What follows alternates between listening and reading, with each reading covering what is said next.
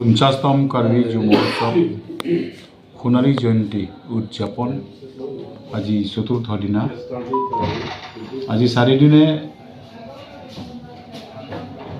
বহুতো সাংস্কৃতিক দল শিল্পীসকল অংশগ্ৰহণ কৰি প্ৰায় দৈনিক লাখতকৈ অধিক মানুহে সমাগম হৈছে। আৰু মই এইখিনি ধন্যবাদ জ্ঞাপন কৰিব খুজিছোঁ। দৈনিক লাখতকৈ অধিক সমাগম হ'লেও ইয়াত শান্তিভাৱে আমি চলাই আহিছোঁ, কোনো বাধা বিঘিনি পোৱা নাই।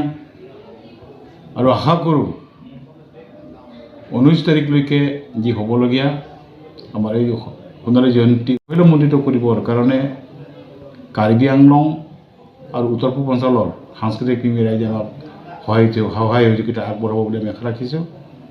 আৰু লগতে মই ক'ব খুজিছোঁ, অহাকালি অৰ্থাৎ 17 জানুৱাৰী দিনা 12টা বজাত মহামহিম ভাৰতৰ ৰাষ্ট্ৰপতি মাননীয় দ্ৰৌপদী মুৰ্মু বাইদেৱে ইয়াত অৱতৰণ কৰিব।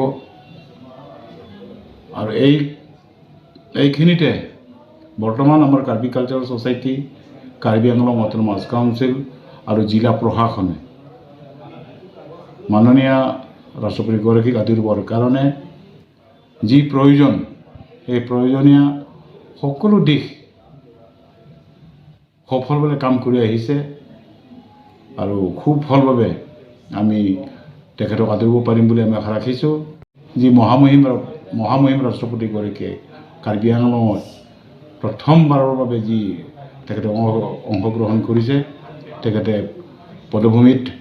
পটভূমিত কাৰ্বি আংলংবাসী ৰাইজৰ কৃষ্টি সংস্কৃতিৰ ভাষা আদি কৰি আমি পুনৰুজ্জীৱিত কৰি তোলাৰ স্বাৰ্থত আমাক সহায়ক হ'ব বুলি মই ক'ব খুজিছোঁ।